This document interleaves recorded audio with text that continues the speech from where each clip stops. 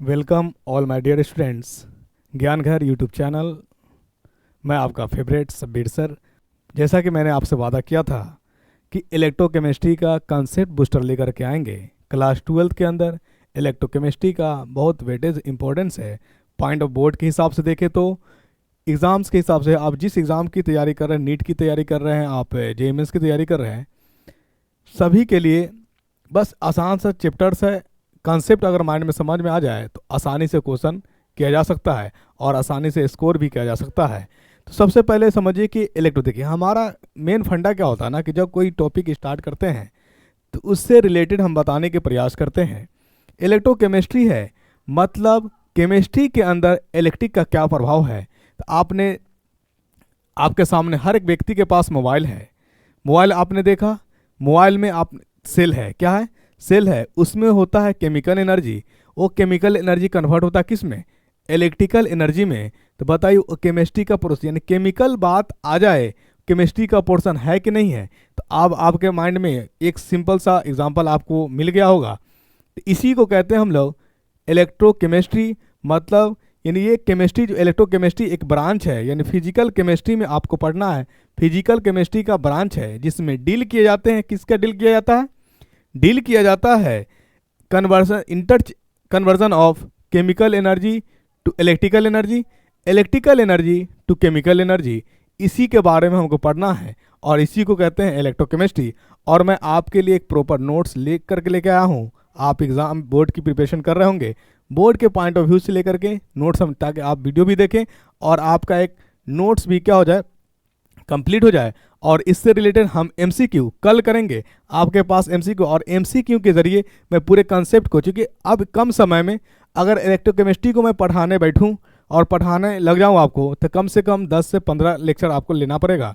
आप सुनेंगे, अब आपके पास उतना टाइम नहीं है, बोर्ड के एग्ज़ाम सामने में है, चाहे वो सीबीएसई बोर्ड वाले हों या बिहार बोर्ड वाले हों या आईसीएसई बोर्ड, जिस बोर्ड के आप हों, ठीक है, अदर स्टेट्स बोर्ड के हैं, डज नॉट मैटर।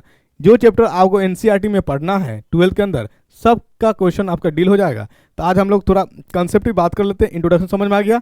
यानी इलेक्ट्रोकेमिस्ट्री जो है एक ब्रांच है फिजिकल केमिस्ट्री का, जिसमें डील किया जाता है किसे, inter conversion of chemical energy to electrical energy या electrical energy to chemical energy. Right, चलिए हम लोग आते हैं नोट्स जो आपको लिख करके लेके आए हैं, उसको एक प्रॉपर वे में हर एक चीज़ को हम लोग देखेंगे, आसानी पूर्वक समझेंगे नोट्स के थ्रू, ताकि आसान से आप समझ आइएगा।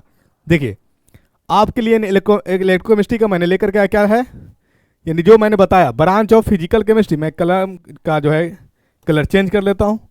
Branch of physical chemistry which deals with inter conversion of electrical energy and chemical energy known as electrochemistry. मतलब इलेक्ट्रोकेमिस्ट्री एक ब्रांच है फिजिकल केमिस्ट्री का जो इंटर कन्वर्जन है। इंटर यानी मतलब बिटवीन, इंटर जहां लगता है इसका मतलब होता है बिटवीन, चेंजेस है किसके किसके बीच, इलेक्ट्रिकल एनर्जी और केमिकल एनर्जी के बीच में इंटर कन्वर्जन है। राइट, यहाँ मैकेनिकल एनर्जी नहीं आएगा, यहाँ केमिकल और इलेक्ट्रिकल की बात किए जाएंगे। चलिए, it is also deal with conductance of solution. मतलब सॉल्यूशन जो होता है, कंडक्टेंस मतलब चालकता, धारिता, चालक, यानी सॉल्यूशन के कंडक्टेंस मतलब क्या होता है, इसको हम लोग डील, यानी वैसा सॉल्यूशन जिससे इलेक्ट्रिसिटी कंडक्ट किया जा सकता है, उसको हम भी इलेक्ट्रोकेमिस्ट्री के अंदर हम लोग डील करते हैं। जिस तरह से आप बात करेंगे एक्वस कॉपर सल्फेट की बात करेंगे, एक्वस H2SO4 की बात करेंगे, एक्वस जिंक सल्फेट की बात करेंगे, ये सारी चीज़ में यानी इसको भी डील किया जा सकता है।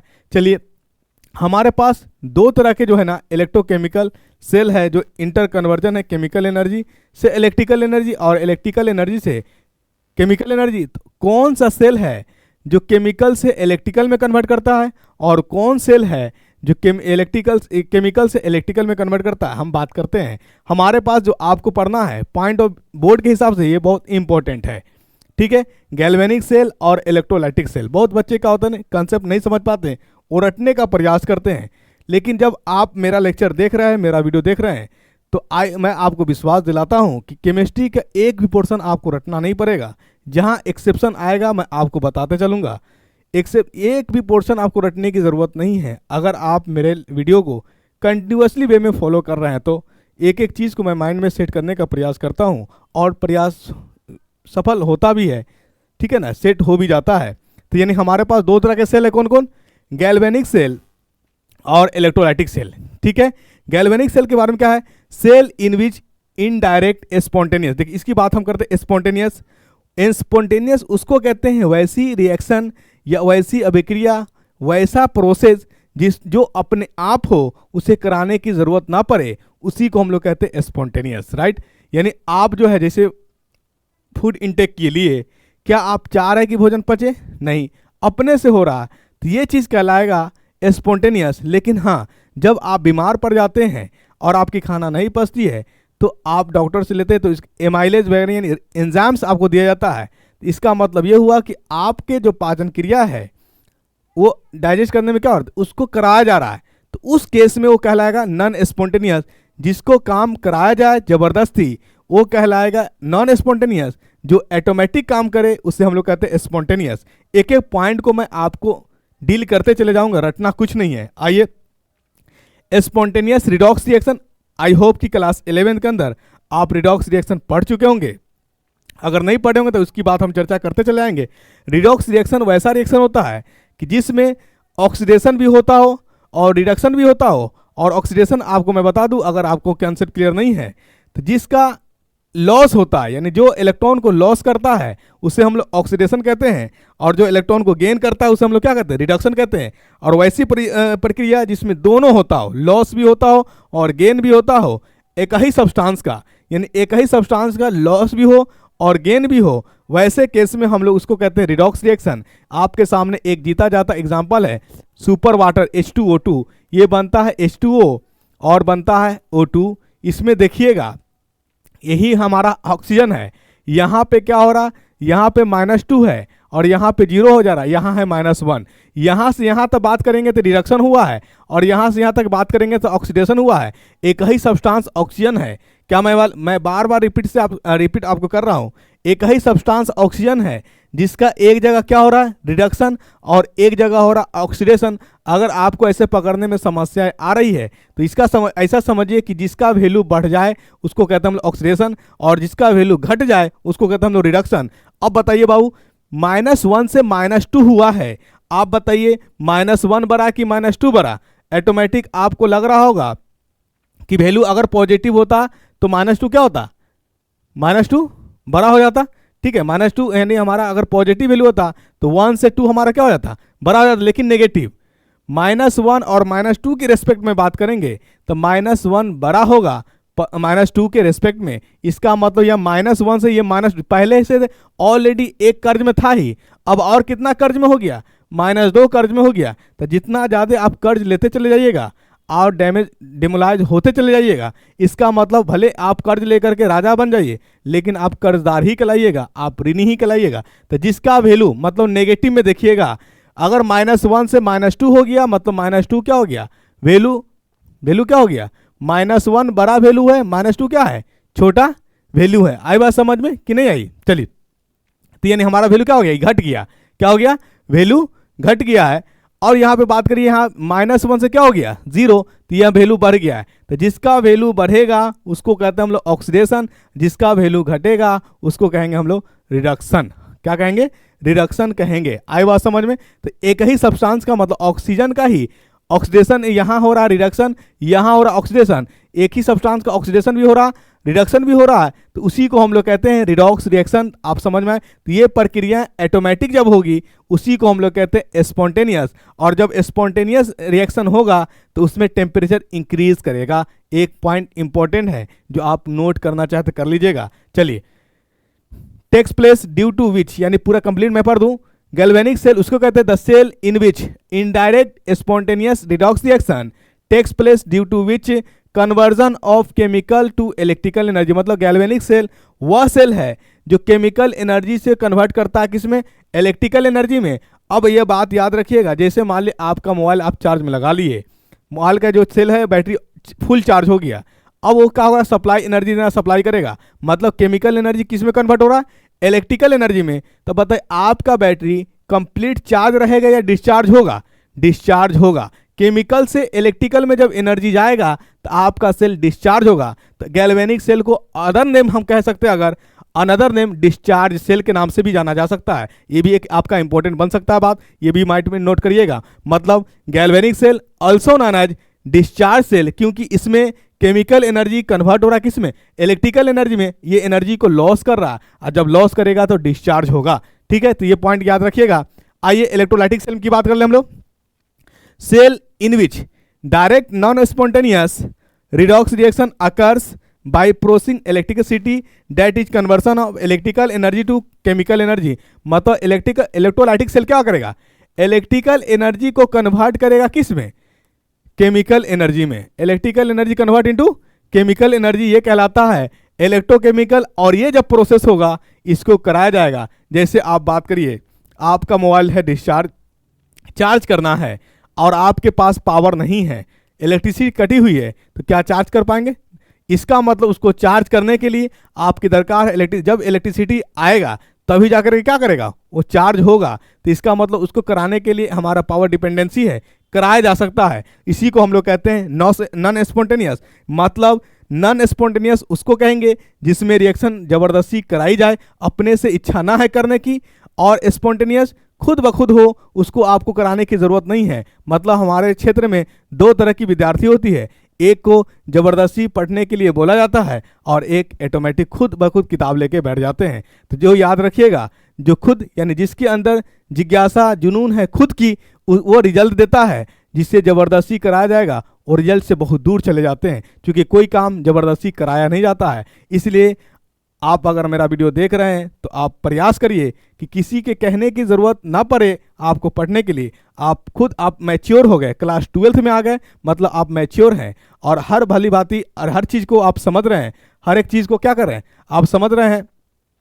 जो आपके लिए बेहतर है उसको प्रयास करिए। चलिए, तो यानी गैल्वेनिक सेल उसको कहते हैं जो केमिकल एनर्जी को कन्वर्ट करेगा किसमें, इलेक्ट्रिकल एनर्जी में। इलेक्ट्रोलाइटिक सेल उसको कहते हैं electrical energy. Electrolytic cell electrical energy को कन्वर्ट करेगा किसमें, केमिकल एनर्जी में। मतलब इसमें चार्जिंग प्रोसेस होगा। इलेक्ट्रोलाइटिक सेल में क्या होगा, चार्जिंग प्रोसेस। गैल्वेनिक सेल में क्या होगा, डिस्चार्जिंग प्रोसेस होगा।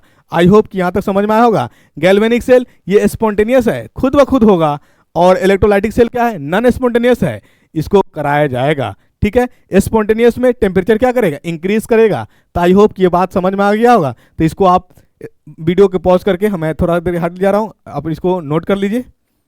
चलिए, आई होप कि आप नोट्स कर लिए होंगे। चलिए हम लोग आगे बात कर लेते हैं। नेक्स्ट क्या है, देखिए वही चीज़ नाम लिखा हुआ है।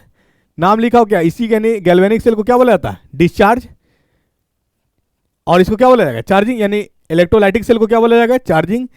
गैल्वेनिक सेल को क्या बोला जाएगा, डिस्चार्ज। दूसरी बात इसमें जो होता है, जब स्पॉन्टेनियस क्या होगा, जब ऑटोमेटिक होगा, ऑटोमेटिक काम होगा, तो इसमें एनर्जी ज़्यादा लॉस होने की संभावनाएं हैं। तो इसमें चेंज इन गिब्स एनर्जी होता है, नेगेटिव होता है। ये इंपॉर्टेंट बात याद रखिएगा, पॉइंट ऑफ बोर्ड के हिसाब से भी और कंपटीशन के भी हिसाब से। जो हमारा गैल्वेनिक सेल होता है वो नॉन स्पॉन्टेनियस होता है, और उसका जो चेंज इन गिब्स एनर्जी यानी डेल्टा जी का मतलब होता है change in Gibbs energy. Change in Gibbs आप थर्मोडायनेमिक्स में पढ़े होंगे क्लास 11th के अंदर। ठीक है, कुछ फार्मूला मैं इसका डिस्क्राइब करूंगा, वहाँ पे जरूरत पड़ेगी। एक दो फार्मूला थर्मोडायनेमिक्स से आएगा, उसको बता दीजिए। जैसे नस्ट इक्वेशन वगैरह बताना हो तो मैं बताऊंगा वहाँ। यहाँ पे जो चेंज इन गिब्स एनर्जी होता है वो 0 से कम होता है, मतलब नेगेटिव होता है। इंपॉर्टेंट बात याद रखिए, किस में, गैल्वेनिक सेल में। वही बात कर ले हम लोग इलेक्ट्रोलाइटिक सेल की। तो वहाँ जो होता है चेंज इन गिब्स एनर्जी, क्योंकि ये नॉन स्पॉन्टेनियस है, जब कराइएगा तभी होगा, अदरवाइज बैठा रहेगा। तो जो बैठा रहेगा उसका एनर्जी या तो कंज्यूम ना है, और जो अपने से भक भक बोलेगा, अपने से ऑटोमेटिक यानी बगैर बुलाए बोले, तो एक समय के बाद उसका एनर्जी क्या हो जाएगा, लॉस। तो लॉस हो जाएगा तो क्या हो जाएगा, अब उसके पास वो ऊर्जा बचा ही नहीं जो काम कर सके। राइट, चलिए आप बहुत समझदार है, आसानी पूर्वक समझ गए, थैंक यू। चलिए उसके बाद यहाँ पे एक बात इंपॉर्टेंट रखने की बात है, जब गैल्वेनिक सेल जब होगा, जब डिस्चार्जिंग के केस में होगा, तो जो एनोड होगा ना वो नेगेटिव कहलाएगा, तभी जाकर के बैलेंस हो पाएगा। अगर मान ले एक ही टर्मिनल हमारा रहेगा तो एसी डीसी में कन्वर्ट नहीं होगा, डीसी एसी में नहीं कन्वर्ट हो, जो कि आपके पास इन्वर्टर है, कंडीशन वही है। देखिए एनोड में हमेशा जिसका इलेक्ट्रॉन यानी जिसका ऑक्सीडेशन हो रहा है वो हमारा एनोड पे रहेगा, जिसका रिडक्शन हो रहा है वो हमारा कैथोड पे रहेगा। ये गैल्वेनिक सेल के कंडीशन में याद रखिएगा, जो एनोड पे होता है वो हमारा नेगेटिव होता है और कैथोड पे हमारा क्या होता है, पॉजिटिव होता है। ठीक है, इलेक्ट्रोलाइट को बैलेंस करने के लिए ये कंडीशन है। वहीं इलेक्ट्रोलाइटिक सेल में बात करेंगे, जो एनोड होगा हमारा पॉजिटिव टर्मिनल होगा और कैथोड क्या होगा, नेगेटिव टर्मिनल होगा। कैथोड क्या होगा, नेगेटिव टर्मिनल होगा। क्योंकि पॉजिटिव, देखिए अगर अपोजिट नहीं होता तो इसका इलेक्ट्रॉन इसमें नहीं जाता, इसका इलेक्ट्रॉन इसमें नहीं आता, इसके वजह से इसको बाद में याद रखिएगा। मेन इंपॉर्टेंट बात याद रखने वाली बात है, change in Gibbs energy galvanic cell का नेगेटिव और इलेक्ट्रोलाइटिक सेल का पॉजिटिव होता है। कैथोड पे गैल्वेनिक सेल में क्या होता है, पॉजिटिव होता है, और कैथोड पे इलेक्ट्रोलाइटिक सेल में नेगेटिव होता है।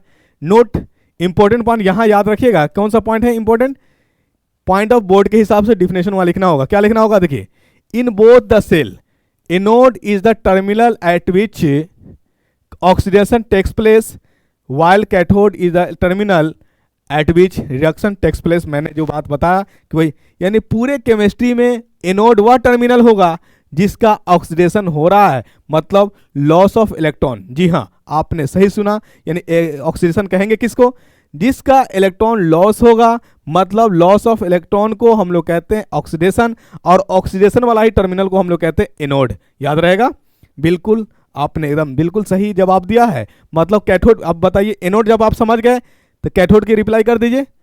जी हाँ, क्या बोले कैथोड का, बिल्कुल आपने राइट आंसर किया है कि कैथोड वो होगा, वह टर्मिनल होगा जहां पे रिडक्शन हुआ है। Reduction that means gain of electron, उसी को हम लोग कहते हैं रिडक्शन। चलिए यहां तक बात समझ में आ गई, तो वही नोट करके मैंने लिख दिया कि गैल्वेनिक सेल की बात करें या इलेक्ट्रोलाइटिक सेल की बात करें, दोनों में जो हमारा एनोड होगा, एनोड वाला टर्मिनल, वहां ऑक्सीडेशन हो रहा होगा, और जो कैथोड वाला टर्मिनल है वहां हमारा रिडक्शन हो रहा होगा। ये आई होप कि यहां तक पॉइंट आपका क्लियर हुआ होगा। चलिए नेक्स्ट पॉइंट में हम लोग आते हैं। चलिए नेक्स्ट पॉइंट है गैल्वेनिक सेल। मतलब देखिए साइंटिस्ट ने देखिए एब्जॉर्ब किया, यहाँ पे जब गैल्वेनिक सेल हुआ तो इसने क्या किया कि एक सॉल्यूशन लिया था। क्या लिया था, गैल्वेनिक साइंटिस्ट का नाम है, यानी डैनियल सेल आपने सुना होगा। गैल्वेनिक साइंटिस्ट ने इसने एब्जॉर्ब किया, क्या किया, एब्जॉर्ब किया कि एक कंटेनर लिया, उसमें सॉल्यूशन डाला कॉपर सल्फेट का। किसका, कॉपर सल्फेट का सॉल्यूशन डाला, कॉपर सल्फेट का, ठीक। इसमें रॉड डाला, कौन सा रॉड था ये, जिंक रॉड। कौन सा रॉड, जिंक रॉड था ये। जिंक रॉड इसमें सॉल्यूशन देखा कुछ समय, ये इन्होंने साइंटिस्ट ने क्या ऑब्जॉर्व करा, सबसे पहला ऑब्जॉर्व करा, क्या ऑब्जॉर्व करा कि वेट लॉस हो रहा है। क्या हो रहा, वेट लॉस हो रहा है। दूसरा ऑब्जॉर्व क्या कर रहा, दूसरा ऑब्जॉर्व कलर जो है ना, यानी हमारे पास कॉपर सॉल्यूशन का कलर जो रहा था फ्लैश कर रहा था। कलर ऑफ सॉल्यूशन क्या हो रहा था, फ्लैश कर रहा था। दूसरा, तीसरा क्या ऑब्जॉर्व करा कि टेम्परेचर इंक्रीज कर रहा था। क्या हो रहा था, टेम्परेचर इंक्रीज कर रहा था। आई बात समझ में। और चौथा ऑब्जॉर्व करा कि कुछ समय बाद जो है देखा गया इसमें कि कुछ समय बाद इलेक्ट्रिसिटी, यानी क्या होता है, ये डिम कर गया था, रुका हुआ था। तो यानी साइंटिस्ट ने इसमें क्या क्या ऑब्जॉर्व करा। देखिए आखिर आपसे पूछा जाए कि वेट लॉस क्यों हुआ है, वेट लॉस क्यों हुआ है। चलिए, और यहाँ पे अगर हम बात कर ले जिंक की, तो देखिए यहाँ पे जब भी लिखा जाए कॉपर प्लस, क्या लिखा जाए, कॉपर प्लस लिखा जाए, तो इसको मतलब हम लोग एक्वस कहते हैं, एक्वस कहते हैं। अगर कॉपर ऐसे लिखा है, इसका मतलब ये सॉलिड आयनाइज में नहीं है, ठीक है। चलिए, यानी एब्जॉर्ब यानी क्या कि हमारा जो है कॉपर, यानी ये हमारा जो रड है, कैसा रड है, जिंक वाला रड है, ठीक है। तो जिंक का रड का यानी हमारा रीजन क्या होगा कि इसका जो रीजन है हमने अभी बताया आपको, क्या बताया कि जिसका इलेक्ट्रॉन लॉस होगा, क्या होगा, इलेक्ट्रॉन लॉस होगा, तो वो हमारा ऑक्सीडेशन कहलाएगा, और जिसका ऑक्सीडेशन होगा वो क्या करेगा, वेट लॉस करेगा। क्या करेगा, वेट को लॉस करेगा।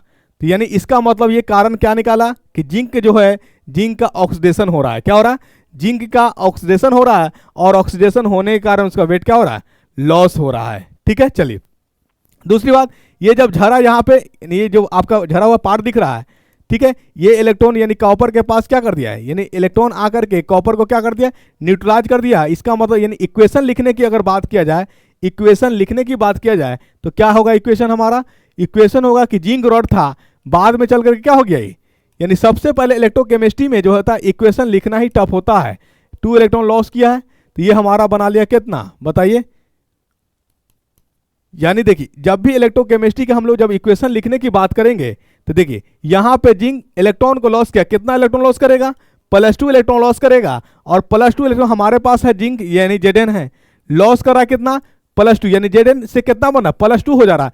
क्या जेड एन और जेड एन +2 क्या इक्वल है? नहीं है। यहाँ है जेड एन, यहाँ है जेड एन +2।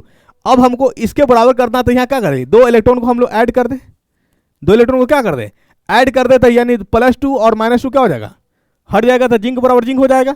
ठीक है, यहाँ कॉपर क्या है, कॉपर यहाँ इलेक्ट्रॉन लॉस क्या किया, गेन किया है। कॉपर +2 से क्या बन गया है, आपका कॉपर बना है। ठीक है, तो इसका मतलब यहाँ 2 इलेक्ट्रॉन क्या किया है, गेन किया है। तो देखिए लॉस किसने किया है, जिंक ने किया, तो जिंक का क्या हो रहा है, ऑक्सीडेशन, और कॉपर ने क्या किया, इलेक्ट्रॉन को गेन किया है, तो कॉपर यानी कॉपर का क्या होगा, रिडक्शन। तो अगर आपसे चौथी पॉइंट यहाँ पूछ दिया जाए कि कॉपर का क्या हुआ, तो कॉपर का हुआ, कॉपर का वेट इंक्रीज किया है। क्यों किया इंक्रीज, क्योंकि इसका हो गया है रिडक्शन, और जिंक की बात करें तो जिंक का हुआ है वेट लॉस, क्योंकि जिंक का हुआ है ऑक्सीडेशन। आई बात समझ में कि नहीं आई? चलिए, तो साइंटिस्ट ने पहला ऑब्जर्वेशन किया गैल्वेनिक सेल में कि जब जिंक रॉड को लिया, उसको किस में डाला, कॉपर सल्फेट के सॉल्यूशन में डाला, देखा कि उसमें क्या हो गया कि जो कॉपर सल्फेट का कलर कैसा होता है, ब्लू होता है। कुछ समय के बाद वो कलर क्या हो रहा था, हल्का पड़ गया, फीका पड़ गया। तो इससे ये पता चला कि अच्छा, तो इसमें जरूर कोई ऐसी बात है। तो हाँ, कोई ऐसी बात क्या है कि वही जो होगा, यानी ऑक्सीडेशन और रिडक्शन का कमाल हुआ, इलेक्ट्रॉन लॉस और गेन हो रहा है। तो इसका मतलब है कि ये सॉल्यूशन में कुछ ना कुछ जरूर आ रहा है, जिसके कारण इसके कलर पे इफेक्ट डाला। ठीक है, तो ये बात याद रखिएगा। इसने यानी पहला पॉइंट ये याद रखिएगा कि गैल्वेनिक सेल को प्रूव करने के लिए, एक्सप्लेनेशन करने के लिए साइंटिस्ट ने क्या लिया था, तो एक कॉपर जिंक रॉड लिया। कैसा सोल्यूशन लिया था, कॉपर सल्फेट सोल्यूशन लिया।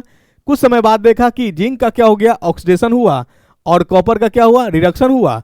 इक्वेशन इसके लिए इक्वेशन अगर पूछे कि ऑक्सीडेशन जो हुआ जिंक का जो ऑक्सीडेशन हुआ, इसका मतलब क्या हुआ, कैसे लिखिएगा, जिंक का ऑक्सीडेशन होगा तो यानी जेड से जेड +2 हो गया।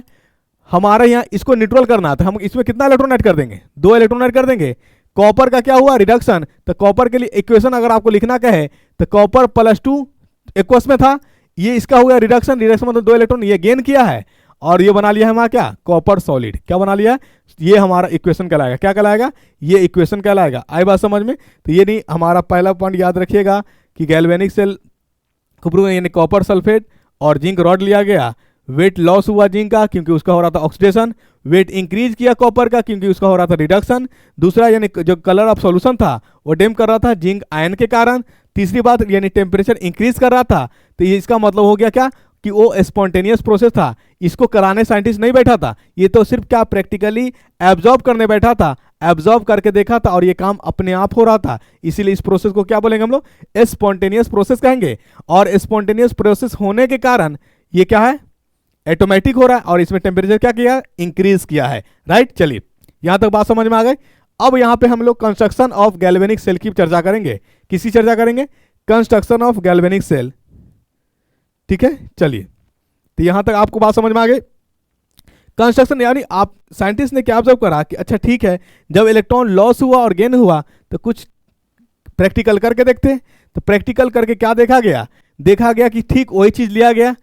एक कंटेनर था, उसमें क्या है, जिंक सल्फेट, ठीक है, जिंक सल्फेट, और एक कंटेनर जिसमें कॉपर सल्फेट सॉल्यूशन है। ठीक है, तो हमारा यहाँ पे जो रॉड है, कौन सा रॉड है, जिंक रॉड है, और ये हमारा जो रॉड है कॉपर रॉड है। ठीक है, कौन सा रॉड है, कॉपर रॉड है। बस यही कमाल की बात है, उसने क्या किया, ये चेक करने के लिए, एब्जॉर्व करने की आखिर इसमें हुआ क्या है, तो उन्होंने क्या किया कि 2 टर्मिनल लिया हमारे पास, एक कॉपर सल्फेट का सॉल्यूशन लिया और एक जिंक सल्फेट का सॉल्यूशन लिया। उसमें जिंक सल्फेट वाला में जिंक रॉड डाला, कॉपर सल्फेट वाला में कॉपर रॉड डाला, और दोनों को क्या कर, एक तार से लिया और उसमें एक बल्ब का लगा दिया। क्या किया, एक बल्ब लगाया, और कुछ समय बाद देख रहा है कि वो बल्ब क्या हो रहा, ग्लो कर गया। बल्ब क्या हुआ कि ग्लो किया, जला। तो ये क्या लंबे समय तक जलता हुआ नजर आया साइंटिस्ट को? नहीं, कुछ समय तक उसको जो है नजर आया। उसके बाद क्या हो गया, लाइट यानी मतलब बल्ब क्या हो गया, ग्लो होना बंद हो गया। राइट, तो अब यहां पे साइंटिस्ट के माइंड में खटका कि आखिर क्या हो गया। साइंटिस्ट के माइंड में खटका कि आखिर वजह यह है कि इसमें जो प्रॉपर वे जो इलेक्ट्रॉन जा रहा था वो प्रॉपर वे में इलेक्ट्रॉन नहीं जा रहा था, जिसके कारण एक पार्टिकुलर समय के लिए इलेक्ट्रॉन फ्लो हुआ और ये बल्ब ग्लो किया। अब इलेक्ट्रॉन का फ्लो नहीं हो रहा है। यहीं से कहानी आती है सॉल्ट ब्रिज की। किसकी कहानी आती है, सॉल्ट ब्रिज की कहानी आती है। ठीक है, चलिए, तो इसको हम लोग पहले समझ लेते हैं। क्या किया, यानी सॉल्यूशन लिया तो ये जो इलेक्ट्रॉन इसमें मूव किया, क्या किया, इसमें गया, इलेक्ट्रॉन गया, तो यहां से इलेक्ट्रॉन आया, घुमा, इसमें एंट्री। ये आप पहले पॉइंट ये याद रखिए, यहां पे इलेक्ट्रॉन यानी जिंक हमारा क्या हो रहा है, इलेक्ट्रॉन फ्लो कर रहा है किधर से, जिंक रॉड की तरफ से हमारा कॉपर की तरफ कर रहा है। तो यानी हमारा जिंक जो है, जिंक Zn+2, इसका हो रहा ऑक्सीडेशन, क्या हो रहा, ऑक्सीडेशन हो रहा है, क्या हो रहा, ऑक्सीडेशन हो रहा है। और कॉपर का जो हो रहा है, कॉपर का रिडक्शन हो रहा है, ठीक है। क्योंकि इसमें से सॉल्यूशन इलेक्ट्रॉन यानी इलेक्ट्रॉन जो है, इस सॉल्यूशन का इलेक्ट्रॉन किस में समा रहा है, जिंक रॉड में समा रहा है। कहां समा रहा है, जिंक रॉड में समा रहा। और यहां पे एक इंपॉर्टेंट बात कि जिस टर्मिनल पे ऑक्सीडेशन होगा तो हमारा इलेक्ट्रॉन का जो होगा, इलेक्ट्रॉन यानी नेगेटिव चार्ज अंदर की ओर होगा, कहां होगा, अंदर की ओर होगा, पॉजिटिव चार्ज बाहर की ओर होगा, ये याद रखिएगा। जिस टर्मिनल पे यानी इस सॉल्यूशन में जिंक का क्या हो रहा था, ऑक्सीडेशन हो रहा था, और कॉपर का क्या हो रहा, रिडक्शन हो रहा है, ठीक है। चलिए, तो यानी इलेक्ट्रॉन फ्लो हुआ यहां से गया, और यानी बल्ब क्या हुआ, बल्ब क्या, बल्ब जो है ग्लो किया, ये लॉन्ग टर्म के लिए नहीं ग्लो किया, कुछ पार्टिकुलर समय के लिए। बाद में क्या किया, यानी इलेक्ट्रॉन फ्लो होना बंद हो गया। इलेक्ट्रॉन फ्लो बंद यानी इलेक्ट्रॉन फ्लो होने के कारण है, इसके पीछे क्या है, एक समय के बाद बताइए, अगर मान लिए कि इसको देते चला जाएगा, देते चला जाएगा, तो ये पार्टिकुलर समय में क्या हो जाएगा, पॉजिटिव हो जाएगा। इससे पॉजिटिव क्या होगा, बढ़ते चला जाएगा। और ये लेते चला जाएगा तो एक समय ऐसा आएगा कि ये सॉल्यूशन पूरा हो जाएगा। क्या आप लेते लेते कितना लीजिएगा, आप कर्ज जो है एक लिमिट तक ही लीजिएगा। मान लीजिए पॉजिटिव होते चला गया और हमारा ये इलेक्ट्रॉन यहां जा रहा है, ये है हमारा नेगेटिव, ठीक है। अब यहां क्या कर रहा है, ये हमारा इसमें आ रहा है। एक समय क्या हुआ कि इस सॉल्यूशन हाईली नेगेटिव हो गया, क्या हो गया, हाईली नेगेटिव हो गया। तो यहां पे एक गाना का डेवलपमेंट होता है। कौन सी गाना का डेवलपमेंट होता है, यहां गाना का डेवलपमेंट होता है कि ये तो हमारा बाय नेचर, चूंकि हमने क्या बताया कि जब ऑक्सीडेशन होगा तो उसमें अंदर की ओर इलेक्ट्रॉन यानी नेगेटिव चार्ज होगा, बाहर की ओर क्या होगा, पॉजिटिव चार्ज। तो अब बताइए पॉजिटिव और नेगेटिव के बीच क्या होगा, अट्रैक्शन। तो ये कहता है क्या कि अब तुम्हें हम जाने नहीं देंगे, अब तुम्हें जाने नहीं देंगे। बस इसी का अपोजिट जब इस कॉपर में आता है तो ये अब नेगेटिव हो गया, और इलेक्ट्रॉन आने वाला भी क्या है, नेगेटिव है। अब बोलता है कि नेगेटिव नेगेटिव क्या कहता है, यानी नेगेटिव नेगेटिव के बीच क्या होता है, रिपल्सन होगा। तो अब दोनों मिलकर गाना गाता है। एक टर्मिनल कहता है हम तुम्हें जाने नहीं देंगे, दूसरा कहता है मैं तुम्हें आने नहीं दूंगा। अब यहाँ सवाल आता है सॉल्ट ब्रिज की कि आखिर ये कहानी कब तक चलेगी कि तुम मुझे जाने नहीं दोगे, और अगला कह रहा है कि हम तुम्हें आने नहीं देंगे। तो इसलिए आता है साइंटिस्ट लेकर के किसको, सॉल्ट ब्रिज को। और सॉल्ट ब्रिज में कुछ नहीं किया गया था, एक इनर्ट इलेक्ट्रोलाइट को यानी सॉल्ट को यूज किया गया। क्यों, आयन को मेंटेन करने के लिए। अगर ये हाईली नेगेटिव होते पॉजिटिव होते चला रहा तो इधर नेगेटिव आ जाएगा। मतलब अगर मान ले कि इसी में हम सॉल्ट यूज कर ले KCl, क्या करें, KCl यूज करें, इंपॉर्टेंट बात है। तो KCl यूज कर लेंगे तो ये आयनाइज होगा, टूटेगा, तो K+ और Cl- में टूटेगा। तो इधर कौन सा मूव करेगा, इधर करेगा। क्योंकि सॉल्यूशन ऑलरेडी पॉजिटिव है तो इसमें कौन आएगा, नेगेटिव वाला आएगा। और ये पॉजिटिव, ये हमारा ये सॉल्यूशन नेगेटिव है तो इधर वाला कौन आएगा, पॉजिटिव। तो क्वेश्चन ये भी पूछा जाता है कि सॉल्ट ब्रिज में जो केटायन यानी सॉल्ट जो यूज किए उसका केटायन किधर मूव किया। तो उसका केटायन मूव किया किधर, यानी केटायन हमारा पोटेशियम, इसका केटायन मूव किया किधर, कॉपर सल्फेट की तरफ। और एनायन किधर मूव किया, जिंक सल्फेट की तरफ मूव किया। ये याद रखिएगा। चलिए हम लोग अब बात कर लेते हैं। आई होप कि ये कंस्ट्रक्शन आपको समझ में आया होगा। चलिए नेक्स्ट टॉपिक में हम लोग बात करें। चलिए अब यहाँ पे salt bridge and it's important, मैंने बता दिया कि सॉल्ट ब्रिज क्यों आया। सॉल्ट ब्रिज इसलिए आया कि अब एक कह रहा था यानी एनोड टर्मिनल कह रहा था जिंक रॉड वाला कि अब तुम्हें जाने नहीं देंगे, कॉपर सल्फेट वाला कह रहा था कि हम तुम्हें आने नहीं देंगे। ऐसा क्यों हुआ कि जिंक सॉल्यूशन से यानी प्लस देते देते सॉल्यूशन पॉजिटिव चार्ज हो गया ज़्यादा, और अंदर इलेक्ट्रॉन के अंदर रॉड के अंदर क्या था, इलेक्ट्रोड के अंदर नेगेटिवली चार्ज। तो एक क्या हो गया, दोनों के बीच अट्रैक्शन बढ़ गया, अट्रैक्शन हो गया। तो एक कह रहा है कि हम तुम्हें जाने नहीं देंगे, अट्रैक्शन एक दूसरे के लगाव हो जाता है। वही बात जस्ट अपोजिट कॉपर सल्फेट में लेते लेते इतना हो गया कि नेगेटिव हो गया, और आने वाला भी नेगेटिव था। तो अब क्या क्या कि अब तुम्हें आने नहीं दें, चूंकि हम ऑलरेडी नेगेटिव में हो गए।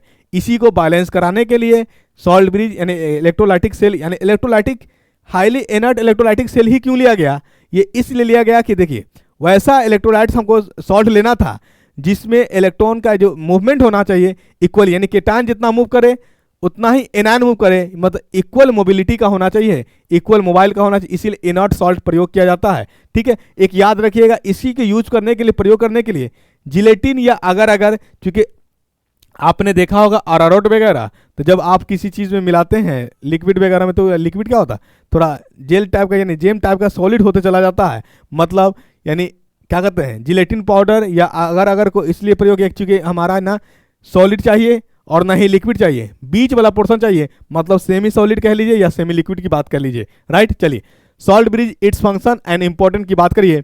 Salt bridge and inverted U shape का होता है। कैसा शेप का होता है, यानी सॉल्ट ब्रिज ऐसा होता है, जब यूज किया जाता है तो इस तरह से लेता है, इसी को कहते हैं इन्वर्ट उल्टा यू। क्या कहते हैं, इसी में इनर्ट केसीएल यूज किया गया था, और केसीएल यहाँ था हमारा क्या, जिंक वाला, ये क्या था हमारा कॉपर सल्फेट वाला, इसका केसीएल हमारा कॉपर सल्फेट की तरफ मूव किया था, इसका सीएल किस में, जिंक सल्फेट की तरफ। ये आप इंपॉर्टेंट याद रखिए, क्योंकि पॉजिटिव की तरफ नेगेटिव वाला जाएगा और नेगेटिव की तरफ पॉजिटिव वाला आएगा। चलिए ठीक है, important. Solve N inert electrolyte in its semi solid liquid form like KCl, NaCl, KNO3, NH4, etc. so that ions can move freely from is obtained by dissolving aqueous solution यानी gelatin, या अगर जो मैंने बताया वही चीज लिखा हुआ है। फंक्शन ऑफ सॉल्ट ब्रिज, यानी सॉल्ट ब्रिज का फंक्शन क्या है, it completed the circuit by Mendel, यानी साइंटिस्ट के माइंड में क्या चला बेटा, साइंटिस्ट के माइंड में ये चला कि जो एक बार बल्ब जला अब क्यों नहीं जल रहा है, उसी बल्ब को मेंटेन कराने के लिए कि और यानी जब एक बार जला तो और बार बार जलना चाहिए, उसको मेंटेन कराने के लिए सॉल्ट ब्रिज आया। तो आप कह सके जब बल्ब कब जलेगा, जब सर्किट प्रॉपर वे में काम करेगा, इलेक्ट्रॉन फ्रीली मूव करेगा, ठीक है ना। तो इसका मतलब ये सॉल्ट ब्रिज का मेन पर्पज ही था कि सर्किट को मेंटेन करना, जिससे इलेक्ट्रॉन फ्रीली मूव करे और बल्ब आसानी से ग्लो करे, राइट। चलिए आई बात समझ में, यानी ये चीज आपका क्लियर हो गया। अगला पॉइंट पे आते हम लोग। अगला पॉइंट है आपका, चलिए यहीं पे मैं एक जो है चीज आपको बता दूं, थोड़ा एक पेज में ऐड कर लेता हूं, और एक पेज ऐड करके मैं यहां पे इंपॉर्टेंट बात बता दूं। यहां पे सॉल्ट ब्रिज जब प्रयोग आप समझ गए हैं, चलिए आप क्या था, जिंक सल्फेट वाला क्या था, ये जिंक रॉड है आपका, जिंक रॉड, ये आपका Zn+2, ठीक है, यानी एक्वस कह लीजिए, ठीक। ये आपका डिप्ट हो रहा था किस में, यानी आपका इसमें आ रहा था इलेक्ट्रॉन, ये हमारा इलेक्ट्रॉन लॉस किया, ठीक। ये आपका बना हुआ है कॉपर सल्फेट, रॉड कौन है, कॉपर है, ये हमारा Cu+2, ठीक है। इसी में हम लोगों ने एक बल्ब लिया था, ठीक है, यहाँ पे आप याद रखिए, सॉल्ट ब्रिज का मैं केस बता रहा हूँ, सॉल्ट ब्रिज का ये इन्वर्टेड यू है, इसी में यूज किया था KCl ले लीजिए, KNO3 जो आपको मर्जी है ले लीजिए, ये टूटा था K+ और Cl-। सबसे पहली बात, इंपॉर्टेंट बात, जब हम इधर की सेल की बात करेंगे, एक हाफ सेल की बात करेंगे, तो देखिए जिंक का रॉड का क्या हो रहा था, जिंक रॉड यहां हमारा क्या लॉस कर रहा है, तो जिंक का हो रहा था ऑक्सीडेशन, क्या हो रहा, ऑक्सीडेशन। और कॉपर का क्या हो रहा है, इसमें आ रहा है इलेक्ट्रॉन, क्या हो रहा है, इसमें आ रहा है, तो इसका हो जाएगा रिडक्शन, यानी जिंक का कॉपर का क्या हो रहा, कॉपर का हो रहा रिडक्शन, कॉपर का क्या हो रहा, रिडक्शन हो रहा, कॉपर का क्या हो रहा, रिडक्शन। चलिए ठीक है, अब यहां से आपसे बहाने से क्या क्या पूछा जा सकता है कि जिसका ऑक्सीडेशन हुआ है, मतलब ये देखिए अगर यहां बल्ब ग्लो है, अगर इस टर्मिनल को हम इस टर्मिनल से इसको जोड़े कनेक्ट नहीं करेंगे, सिर्फ इधर से कनेक्ट करेंगे, तो क्या ये बल्ब ग्लो करेगा, इसका मतलब ये हुआ कि अभी कंप्लीट सर्किट नहीं हुआ, हाफ है। तो हाफ है तो इसका क्या क्या नाम आएगा बताइए, जिंक रॉड का जो ऑक्सीडेशन हुआ है तो इसको क्या बोलिएगा, जहां ऑक्सीडेशन होता है उसको क्या बोलते हैं हम लोग, एनोड बोलते हैं, क्या बोलते हैं, एनोड टर्मिनल। दूसरा ये जो है आपका किस साइड है, लेफ्ट साइड है, तो इसको क्या बोलेगा, लेफ्ट। क्या ये कंप्लीट सेल है, कंप्लीट सेल कब होता है, जब पॉजिटिव और नेगेटिव दोनों अटैच हो जाता, यहां सिर्फ पॉजिटिव की बात कर रहे हैं, तो ये हमारा क्या लेफ्ट हाफ सेल है। लेफ्ट हाफ क्यों पड़ा, कि ये टर्मिनल आपका किस साइड है, लेफ्ट साइड है, लेफ्ट हाफ सेल, ठीक है। दूसरा, तीसरा क्या नाम पड़ेगा, oxidation half cell, oxidation half cell.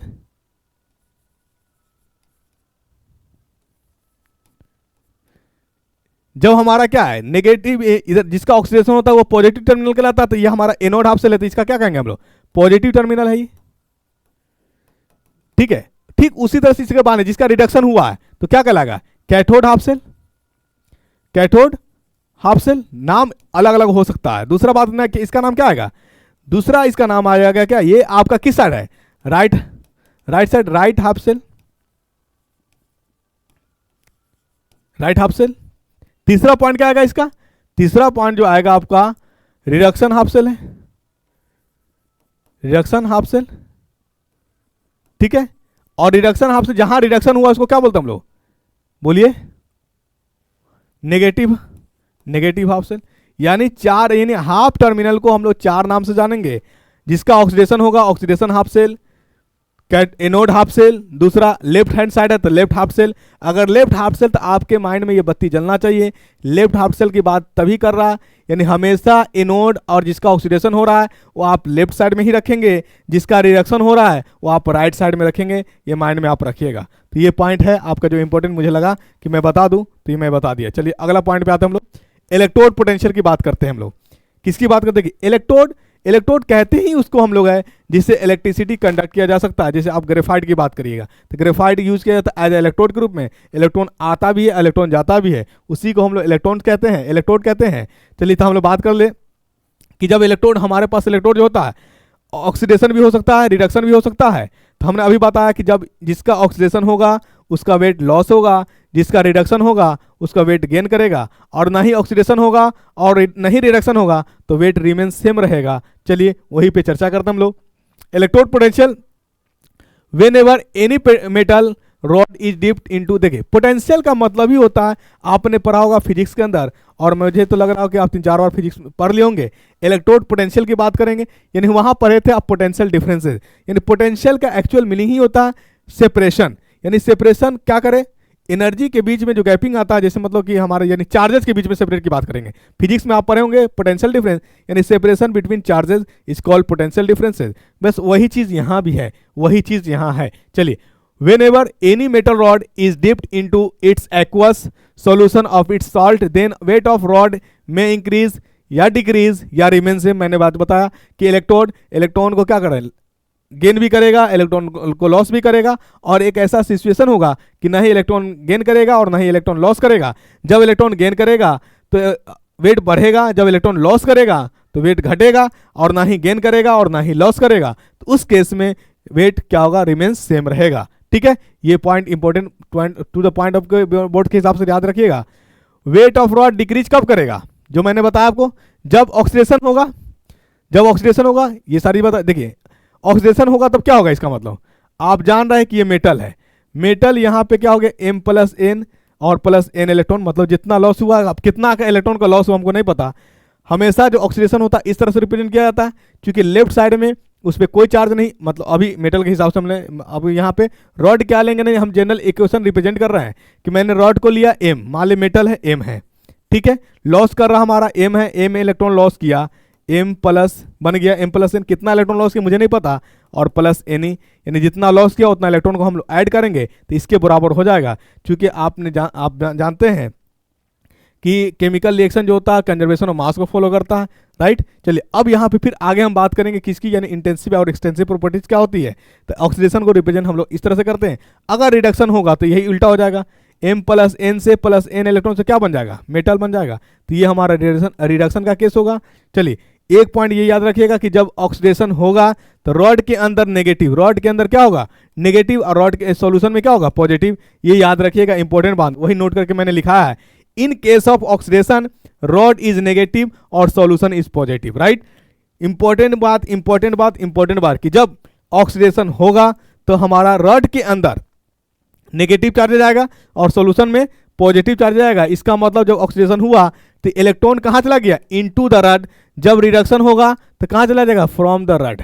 आए बात समझ में। चलिए ये बात आप याद रखिएगा। अगला पॉइंट आइए, हाँ, weight of rod is increase. Increase कब करेगा, जब रिडक्शन होगा, वही बात लिखा हुआ। तो रिडक्शन कब होगा, जब इलेक्ट्रॉन को ये गेन करेगा, और गेन करके क्या बना लेगा, ये S4 सॉलिड। जब देखिए जब भी प्लस पे चार्ज रिप्रेजेंट किया जाएगा तो इसको लिखेगा एक्वस। क्या लिखेगा, एक्वस लिखे या सॉल्यूशन लिखे। जब कोई चार्ज नहीं लिखाएगा तो उसको लिखेगा सॉलिड, S लिखेगा, राइट। और जब रिडक्शन होगा तो रॉड के अंदर पॉजिटिव, सॉल्यूशन में नेगेटिव। ये इंपॉर्टेंट बात याद रखिएगा।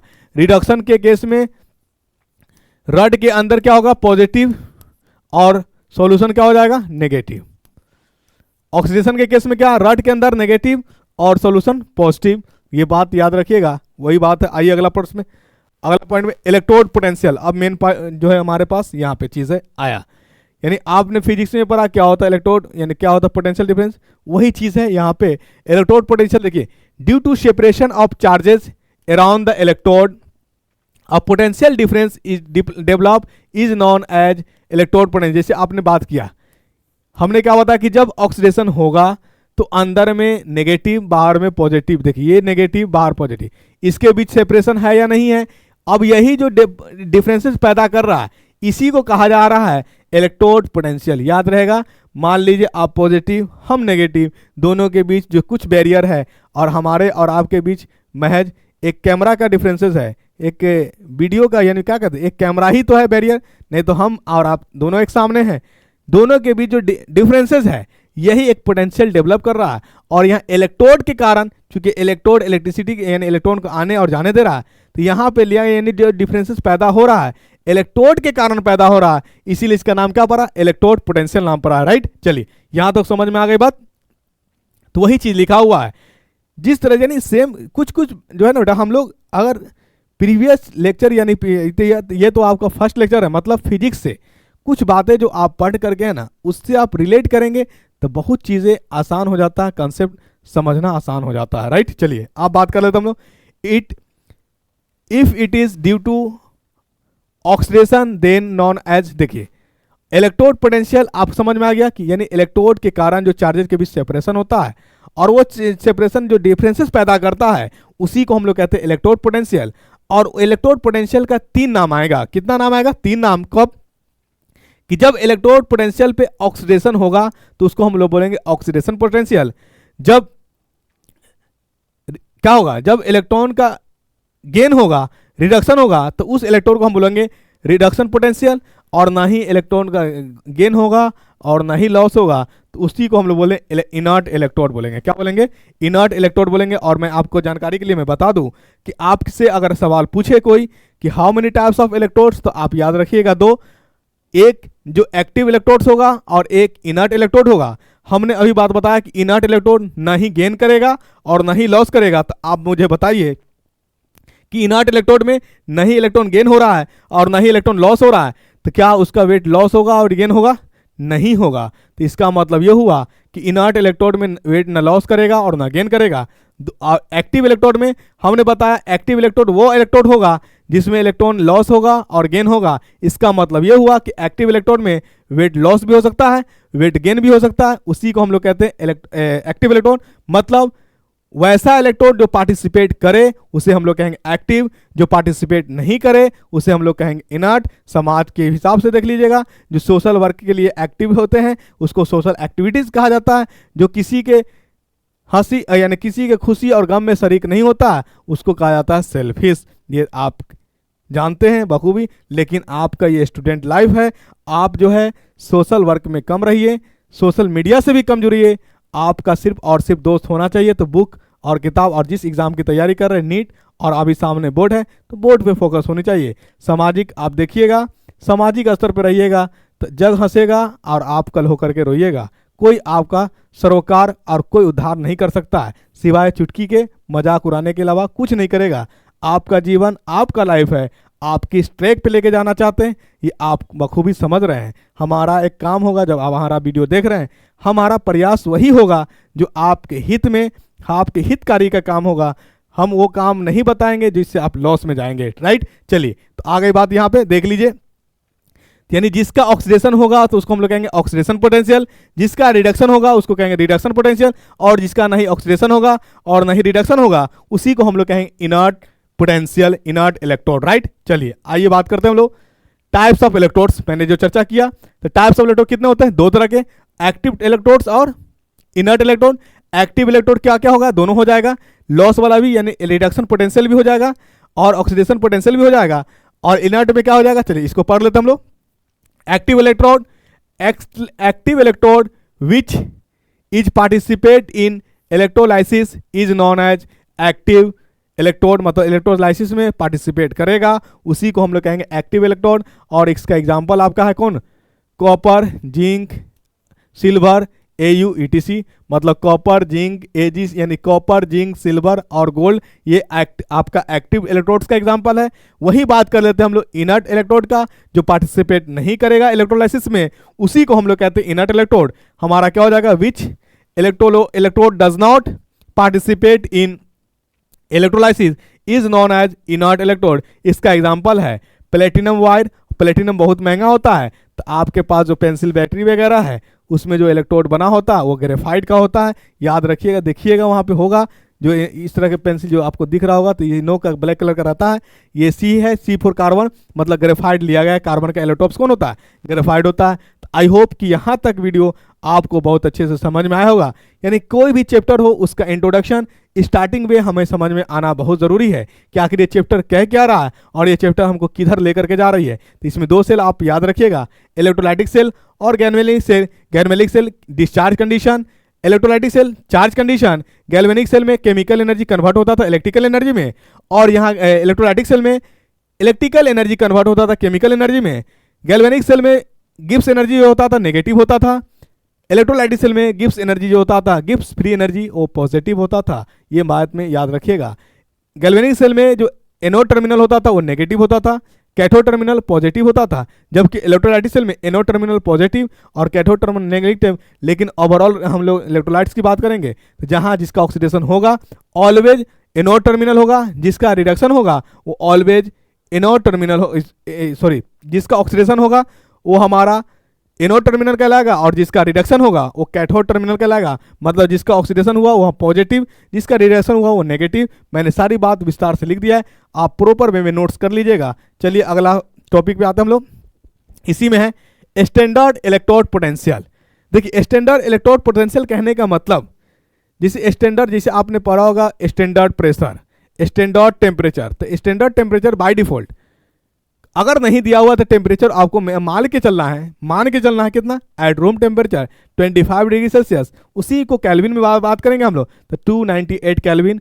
अगर हम लोग गैस की बात करेंगे, अगर प्रेशर मेंशन नहीं है तो वहां हमको प्रेशर 1 बार लेना है, यानी 1 बार इस प्रेशर स्टैंडर्ड प्रेशर कहलाता है, राइट।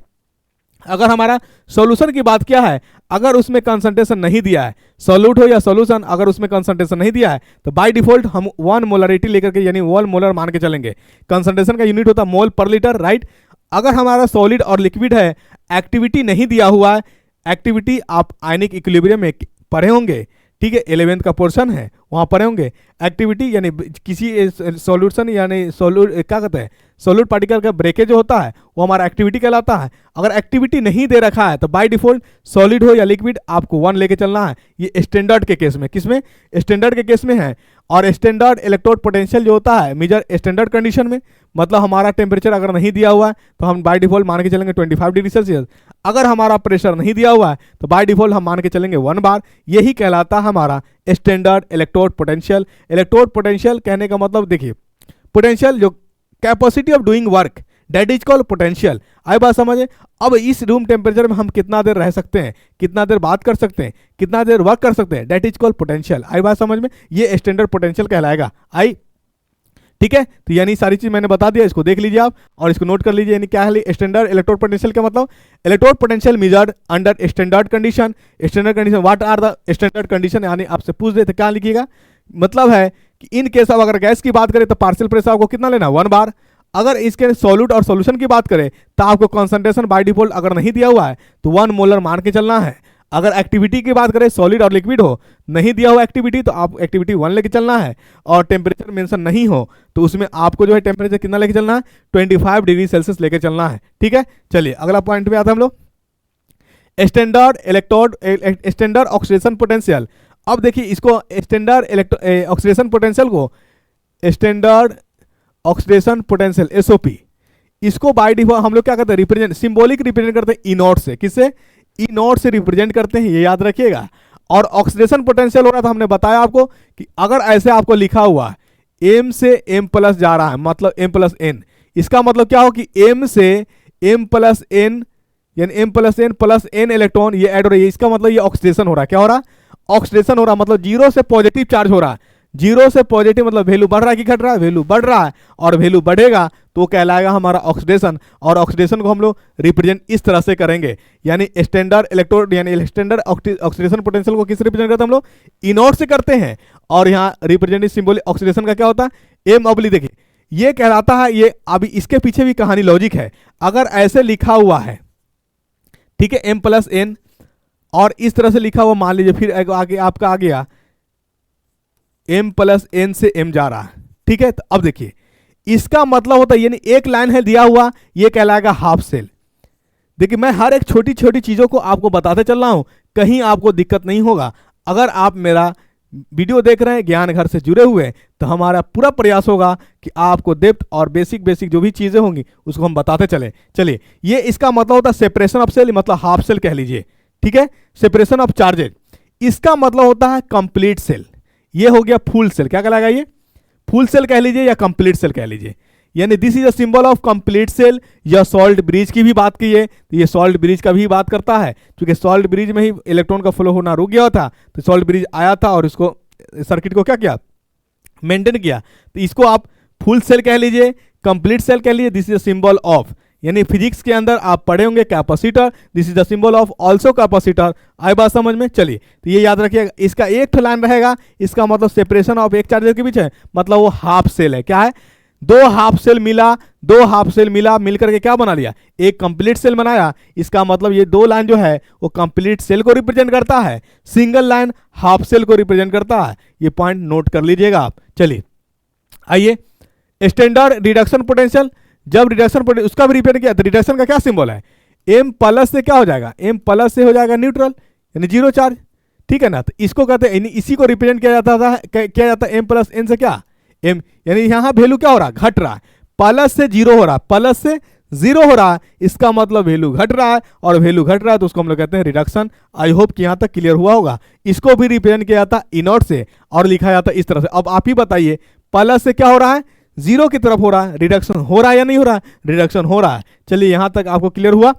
अब नेक्स्ट यहां पे देखिए फोर्सेम, यानी देखिए अगर क्वेश्चन ऐसा है, सेम रिएक्शन है, क्या सेम मटेरियल है और सेम मटेरियल का ऑक्सीडेशन और रिडक्शन हो रहा है, तो उस केस में जैसे मैं बात करूं, अगर यहां बात करूं Zn से बन रहा हमारा Zn प्लस टू इलेक्ट्रॉन। देखिए हमको न्यूट्रल करना है, यहां Zn पे कोई चार्ज है क्या? नहीं। Zn हमका ऑक्सीडेशन नंबर होता है कितना? +2। तो बताइए हमारा ये +2 है, इसको न्यूट्रलाइज करने के लिए कितना इलेक्ट्रॉन को ऐड करना पड़ेगा? तो 2 इलेक्ट्रॉन को ऐड करना पड़ेगा, तभी जाकर, यानी जितना पॉजिटिव चार्ज होगा उतना ही इलेक्ट्रॉनों को हम लोग ऐड कर देंगे, तो ये हमारा इसके बराबर हो जाएगा। आई बात समझ में? और वही मैं ये बात करूं या इस तरह से लिखूं Zn +2, और ये बना रहा मैंने Zn सॉलिड, ये हमारा Zn एक्वस है, ये Zn सॉलिड है, राइट। अब बताइए इलेक्ट्रॉन किधर ऐड होगा? Zn +2 से क्या बन रहा है? Zn बन रहा है। Zn +2 से क्या बन रहा है? Zn बन रहा है। तो बताइए इलेक्ट्रॉन किधर ऐड होगा? इलेक्ट्रॉन इधर ऐड होगा। कितना इलेक्ट्रॉन ऐड होगा? बोलिए, कितना पॉजिटिव चार्ज है? क्या इधर कोई पॉजिटिव चार्ज है? नहीं है, मतलब 2 पॉजिटिव चार्ज है, यहां कोई पॉजिटिव चार्ज नहीं है। तो इसको देखते हुए कितना इलेक्ट्रॉन ऐड करिएगा? जी कितना? हाँ 2 इलेक्ट्रॉन, बिल्कुल आप सही ने बोला। चलिए आई बात समझ में? तो इस केस में देखिए यहां जीरो से क्या हो रहा है? पॉजिटिव, मतलब ऑक्सीडेशन हो रहा है।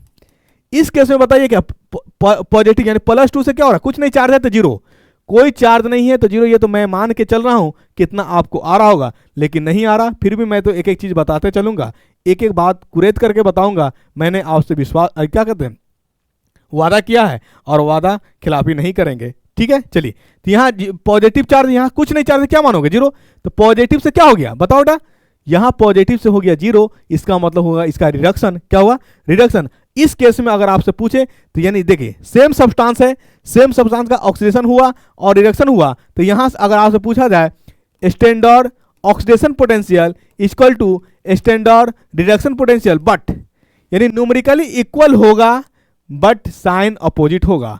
अगर हमारा ऑक्सीडेशन पोटेंशियल हमारा अगर पॉजिटिव आ रहा है, अगर उसी का हमारा रिडक्शन पोटेंशियल पूछ दे तो बस वही वैल्यू बोलेंगे, लेकिन उसके साथ साइन लगा करके बोलेंगे अपोजिट साइन। अगर ये पॉजिटिव है तो हमारा नेगेटिव हो जाएगा, मतलब उल्टी कर देंगे। क्या करेंगे? यानी इसको उल्टी करोगे तो ये आ जाएगा, मतलब उल्टी का मतलब यानी उल्टा करना। उल्टी का मतलब वो नहीं जिसको आपका जो मेडुला ऑब्लंगाटा कंट्रोल करता है, ठीक है। अनडाइजेस्टेड फूड को आप क्या कर देना? माउथ के थ्रू बाहर निकाल देना, उसी को कहते हैं हम लोग वो उल्टी नहीं है, ये उल्टी है अपोजिट। इसको उल्टा करोगे तो ये मिलेगा, इसको उल्टी करोगे तो वो मिलेगा, राइट। चलिए तो ये चीज़ें हैं। तो आई होप कि आपको ये बात स्टैंडर्ड इलेक्ट्रोपोटेंशियल का कंसेप्ट समझ में आया होगा, और कल हम इसी का MCQ लेकर के आएंगे, क्योंकि एक एक चीज़ को विस्तार से लेकर के जाएंगे, आपके पास उतना टाइम है नहीं। मैं MCQ के जरिए मैं आपसे वादा करता हूँ, आप मुझे अगर लाइक कर रहे हैं, ठीक है, ज्ञान घर से जुड़े हुए हैं, कंसेप्ट अगर समझ में आया हो आपको तो इस चैनल को आगे सेंड भी करिए। मेरा पढ़ाने का way of teaching, way of thought अगर समझ में आया हो तो सब्सक्राइब भी करिएगा, चैनल लोगों तक भी पहुंचाइएगा और ज्ञान घर से जुड़े रहिए। हम लेकर के आएंगे आपके लिए इलेक्ट्रोकेमिस्ट्री का जो अभी तक जो भी क्वेश्चन पूछा है या पूछने की संभावनाएं हैं वो सब पे एमसीक्यू प्रैक्टिस, और आपका बहुत अच्छा कंसेप्ट होगा। क्वेश्चन बनाएंगे कैसे, क्वेश्चन बनाने का तरीका होना कैसा चाहिए, ये सारी चीज़ हम डील करेंगे। और आप ज्ञान घर से बने रहें, ठीक है, ज्ञान घर से बने रहें। आपका हर एक एग्जाम के लिए, आप जेईई मेंस की तैयारी कर रहे हैं, बोर्ड की तैयारी कर रहे हैं, मैं तो नहीं जान रहा हूँ, बोर्ड की तैयारी आप हो सकता है बोर्ड देख भी लिए हो, जेईई मेंस की तैयारी, नीट की तैयारी कर रहे होंगे, तो आप एक एक चीज़ जो आपका पढ़ा हुआ स्पीड बढ़ा करके देखिए, हर एक चीज़ को देखिए। एमसीक्यू बनाना एकदम नहीं भूलिएगा। एमसीक्यू बोर्ड के लिए भी हो सकता है, नीट एग्जाम के लिए भी हो सकता है। अच्छा क्वेश्चन रहेगा, अच्छा कंसेप्ट रहेगा, इसको देखिएगा। आई होप कि आपको समझ में आएगा। अगर समझ में आया तो अपने दोस्तों तक शेयर भी करिए, ज्ञान घर के बारे में बताइए भी, चैनल को सब्सक्राइब भी करिए। Thank you so much.